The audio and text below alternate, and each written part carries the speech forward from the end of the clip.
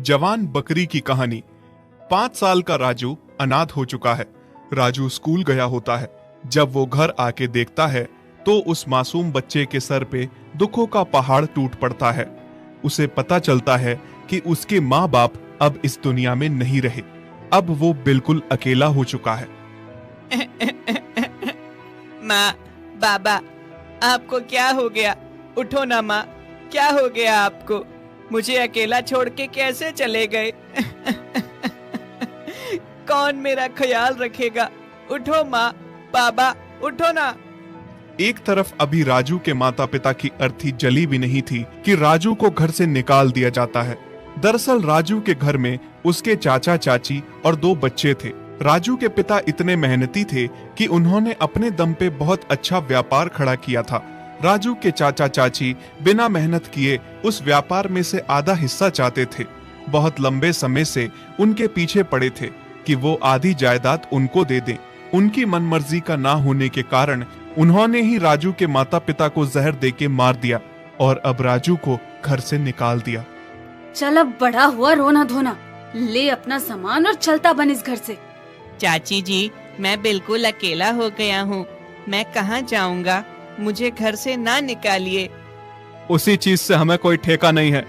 तुम अकेले हो या तुम्हारे कोई साथ है। बहुत बर्दाश्त किया तुम्हें और तुम्हारे माँ बाप को। चल जा अब यहाँ से। मैं कहीं नहीं जाऊँगा। ये घर मेरे माँ बाबा ने बनवाया है। ये घर मेरा भी है।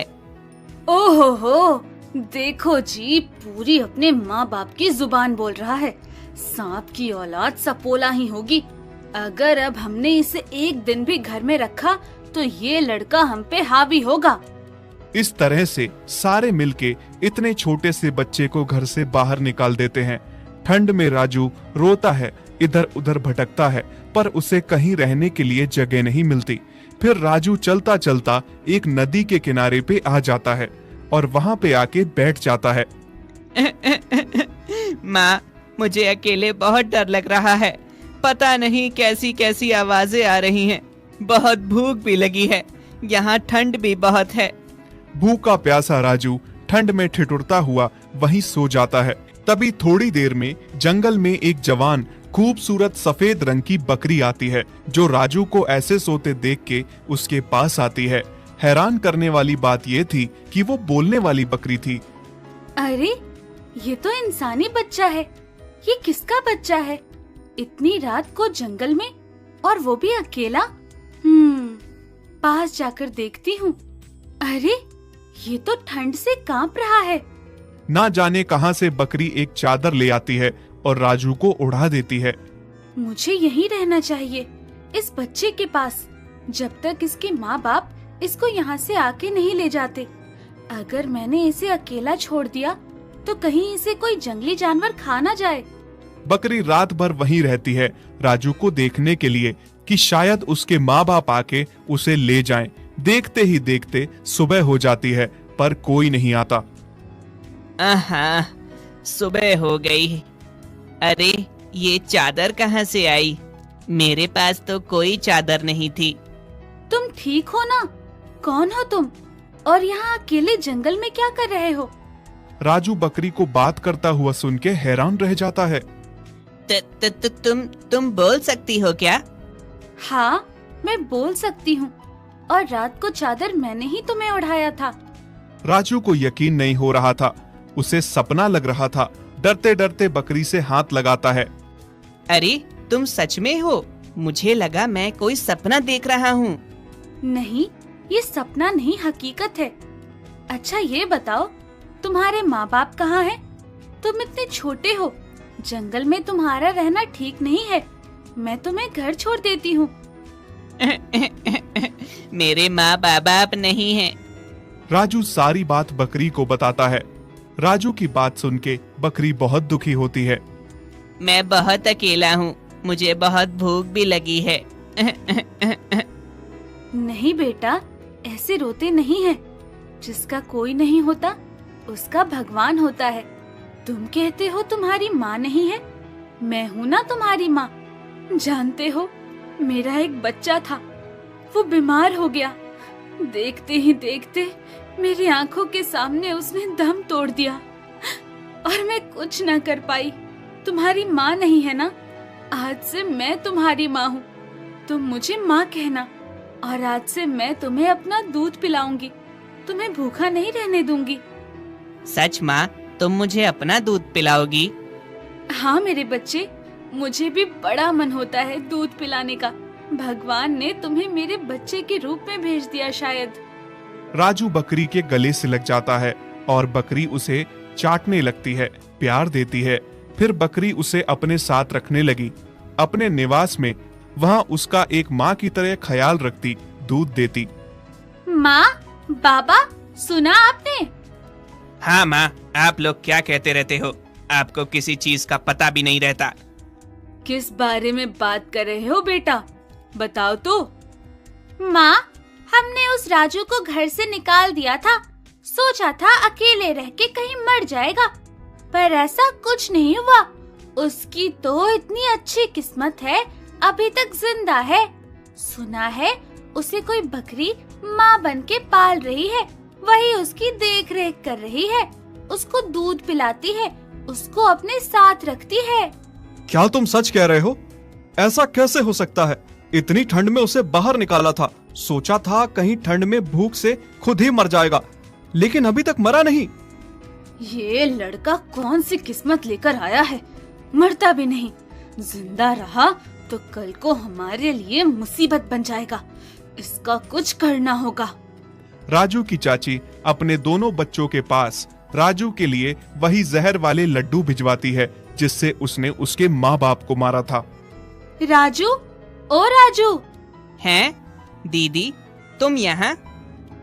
राजू, माँ बाबा ने तुम्हारे साथ जो कुछ भी किया उसके लिए हम बहुत शर्मिंदा हैं।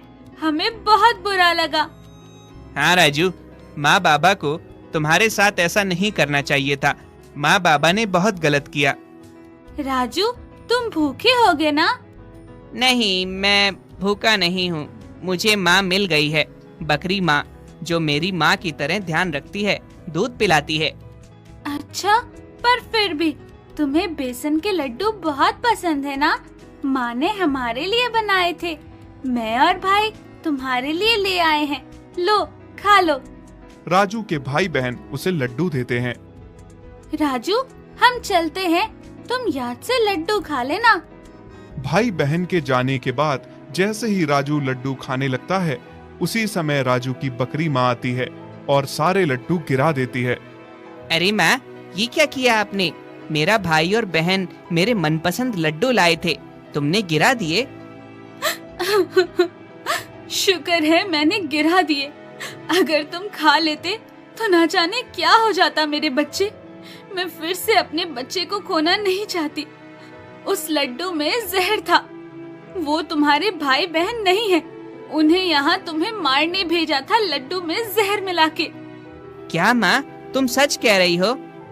हाँ बेटा, मैं सच कह रही हूँ। अब तुम चिंता ना करो, अब से मैं तुम्हारा पूरा ख्याल रखूंगी। मैं तुम्हें अकेला नहीं छोड़ूंगी कभी। पर अब मुझे इन लोगों को सबक सिखाना ही होगा। राजू, मैं तुमसे वादा करती हूँ, मैं तुम्हें तुम्हारा सब कुछ वापस लौटा के ही दिलवाऊंगी। फिर बकरी रात को उसी गांव के सबसे अमीर सेठ के घर जाके सारे गहने चुरा के राजू के चाचा के घर के दरवाजे पे रख देती है। जब सुबह होती है, अरे ये किस चीज की गठरी है, देखो तो जरा। राजू की चाची जैसे ही गठरी खोल के देखती है, देख के पागल हो जाती है। इतने सारे गहने ये कहाँ से आए? ये तो करोड़ों के गहने लगते हैं। खुशी से पागल होकर सारे घर में शोर मचा के सबको बुलाती है। अरे ऐसा क्या हो गया? कोई लॉटरी लग गई क्या? लॉटरी ही समझ लो।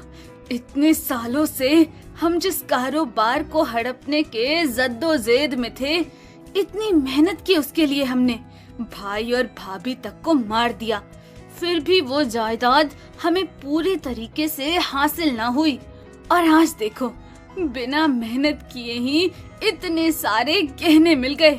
कम से कम करोड़ों के गहने हैं। क्या बात कर रही हो? दिखाओ तो। लगता है भगवान हम पे बहुत खुश है। तुम सही कह रही हो जी। पूरा परिवार इतने गहने मिलने की खुशी में पागल हो रहा था। राजू की चाची ने तो उसमें से कुछ गहने निकाल के उसी समय पहन भी लिए। तभी गांव में हल्ला मच जाता है कि सेठ के घर गहने की चोरी हो गई है। सभी गांव वाले इकट्ठा हो जाते हैं। सेठ की पत्नी अपने गहने राजू की चाची के गले में देख लेती है। हैं? देखो तो जरा। सेठ की पत्नी हाथ लगा के अपने गहने उसके गले में देख के पहचान लेती है। अरे, गहने चोर कोई और नहीं, ये लोग हैं। इसके गले में मेरे गहने हैं। हाँ निर्मला, तुम सही कह रही हो। नहीं नहीं, हम चोर नहीं हैं। ये गहने हमारे घर कोई छोड़ गया था, दरवाजे के बाहर। हाँ सेठ जी, मेरी पत्नी बिल्कुल सही कह रही है, हम चोर नहीं हैं। हर चोर चोरी करने के बाद यही कहता है, और ये लोग तो मुझे पहले से ही सही नहीं लग रहे थे। सुना है इन्होंने अपने ही भाई भाभी को जहर देके हत्या की है, और 5 साल के बच्चे को घर से निकाल दिया जायदाद के लालच में। हाँ, हमने भी यही सुना है। हाँ, इसको इसके किए की सजा मिलनी ही चाहिए। सेठ पुलिस को बुला के घर के सारे गहने बरामद करवाता है। पुलिस दोनों को अरेस्ट करके ले जाती है। फिर चोरी और भाई और भाभी की हत्या की उन्हें कड़ी सजा मिलती है। देखा राजू, मैंने कहा था ना, मैं सब ठीक कर दूंगी। तुम्हें तुम्हारा हक वापस दिलवाऊंगी और उन दुष्ट लोगों को कड़ी सजा भी दिलाऊंगी। हाँ माँ, तुम कितनी अच्छी हो। ये कह के राजू बकरी के गले से लग जाता है। राजू और उसकी बकरी माँ हमेशा हमेशा राजू के घर में रहते हैं। बकरी उसके साथ ही उसकी माँ बन के प्यार देती है और उसका ख्याल रखती है। राजू भी अपनी बकरी माँ के साथ बहुत खुश था। बैलपुर गांव में हिंगा नाम का एक चरवाहा रहता था, जिसके पास 3 बकरियां थी, जिनका नाम सीधी, बुद्धि और रौनक था। सीधी और बुद्धि दोनों जवान बकरियां थीं और रौनक बेचारी बूढ़ी और कमजोर बकरी थी। हिंगा के घर में उसकी पत्नी निर्मला और बेटी चंदा थी। हिंगा की बेटी चंदा को रौनक के साथ बाकी बकरियों के मुकाबले ज्यादा लगाव था। माँ, मेरा खाना हो गया बस। बेटा, तुम्हें कितनी बार समझाया है, खाना हमेशा पूरा खाया करो। तुम हमेशा उस रौनक के बहाने ज्यादा खाना लेती हो, बाद में बोल देती हो पेट भर गया है, और आधा खाना उस बूढ़ी बकरी को जाके देती हो। बेटा, क्या हम उसे चारा नहीं देते? फिर क्यों तुम ऐसा करती हो? अगर खिलाना पिलाना है तो बुद्धि और सीधी को खिलाओ ना, जहाँ से कुछ फायदा भी हो रहा हो। माँ बापू, आपको पता है मुझे रौनक से कितना प्यार है। आप मना भी करोगे तब भी मैं उसे खिलाऊंगी पिलाऊंगी, और सीधी और बुद्धि को खिलाने पिलाने के लिए आप हो ना। दरअसल रौनक अब बहुत बूढ़ी हो गई थी और वो कमजोर भी बहुत थी। इस वजह से उसकी कदर भी कम हो गई थी। जब रौनक जवान थी तब वो खूब दूध देती थी और उसी का दूध पी के चंदा भी बड़ी हुई थी। पर मालिक और मालकिन अब उसका ये एहसान भूल चुके थे। रौनक अब कुछ भी खाती पीती तो उसके शरीर को लगता ही नहीं था। ऊपर से मालिक उसे सूखा ही चारा खिलाते थे। वही सीधी और बुद्धि खूब जवान थी, दूध भी देती थी। उनके दूध की वजह से हिंगा का घर चलता था। फिर एक दिन की बात है। अरे प्रणाम सरपंच साहब, आइए आइए। कैसे? प्रणाम हिंगा, कैसे हो? मैं ठीक हूँ मालिक, आप बताइए कैसे आना हुआ, और आप इतना परेशान क्यों लग रहे हैं? क्या बताऊं हिंगा, बहुत ही दुविधा में हूँ। मेरी पत्नी बहुत ही बीमार है, उसे हृदय रोग है, बहुत बड़ी गंभीर बीमारी है। बहुत पैसा खर्च किया लेकिन कोई फायदा नहीं हुआ।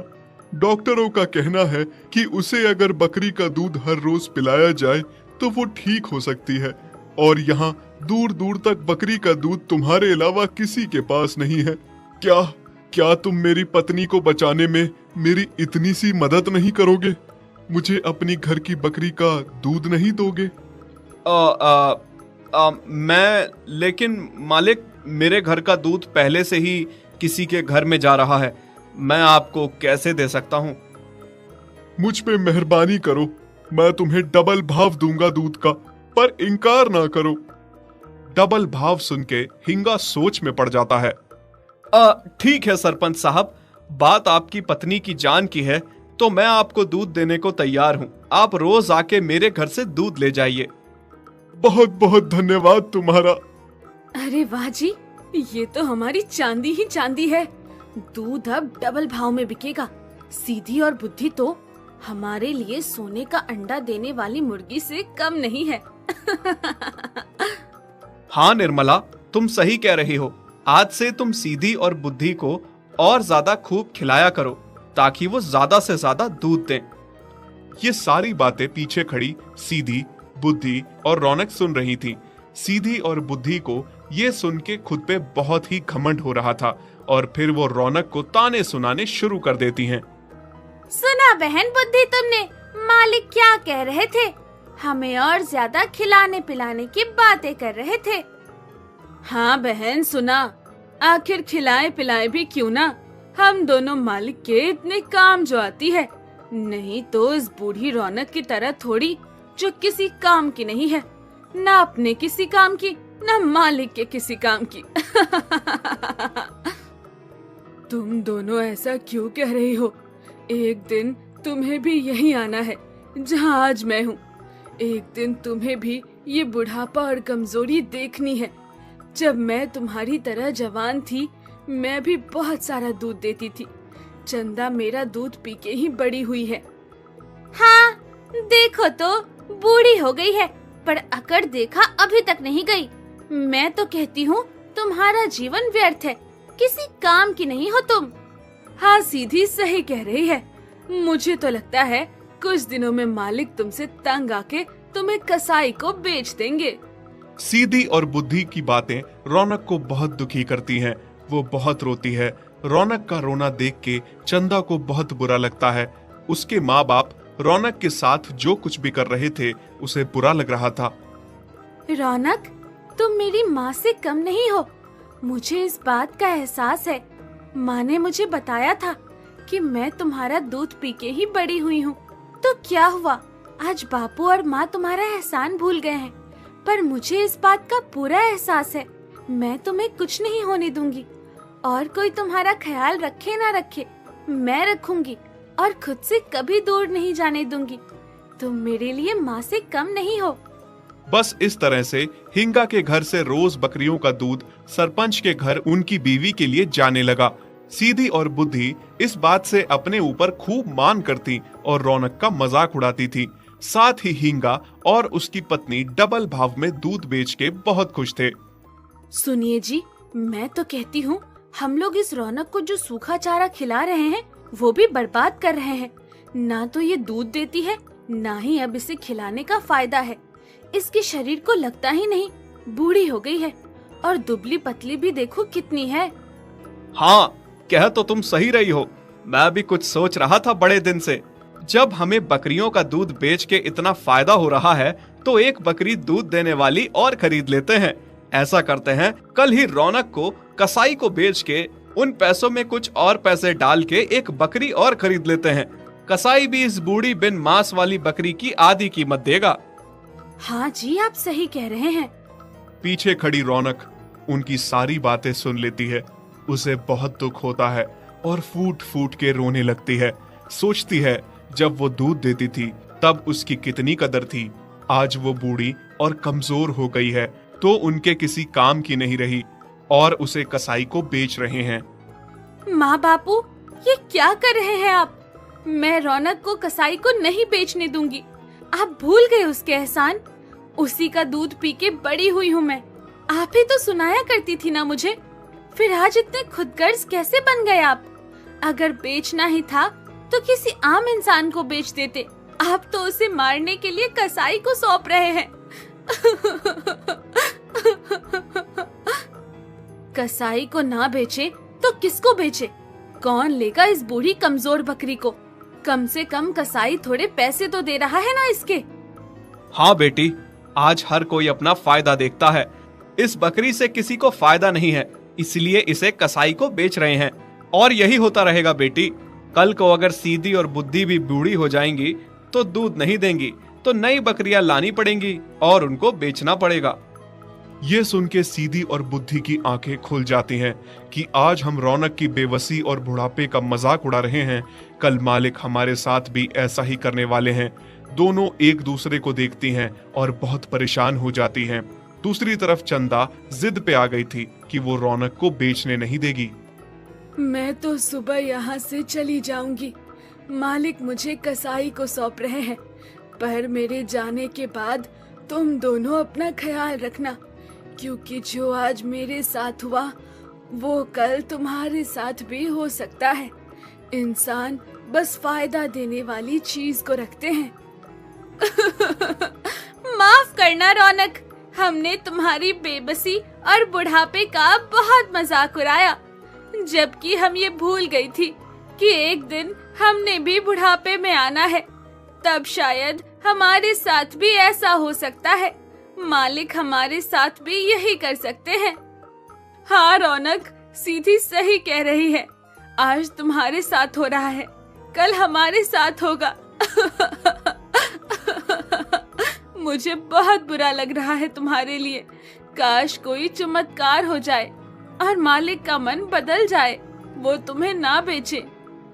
मेरे साथ तो वही होगा जो ऊपर वाले ने लिखा है और जो मालिक ने सोचा है। अगले दिन सुबह कसाई रौनक को आके ले जाता है। ये देख के सीधी और बुद्धि बहुत दुखी थी। रौनक को ले जाता देख चंदा से बर्दाश्त नहीं होता और वो रौनक से जाके लिपट जाती है, उसे रोकने की कोशिश करती है। छोड़ बेटी, इसे छोड़ दे, जाने दे। हाँ चंदा, छोड़ दे, जाने दे। देखना बेटा, अभी तुम्हें उससे लगाव है, इस वजह से तुम उसके लिए दुखी हो, पर कल तक तुम सब भूल जाओगी। नहीं बापू, मैं रौनक माँ को नहीं जाने दूंगी। रौनक भी चंदा को छोड़ के जाना नहीं चाहती थी, पर माँ बाप चंदा को जबरदस्ती रौनक को छोड़ने को कहते हैं और रौनक को बेच देते हैं। चंदा रोती रहती है। इसी तरह चंदा बेहोश हो जाती है। चंदा को इतना बुखार हो जाता है कि उसे होश ही नहीं आ रहा था। चंदा को बहुत सारे वैद्यों को दिखाया जाता है, पर वो ठीक नहीं होती।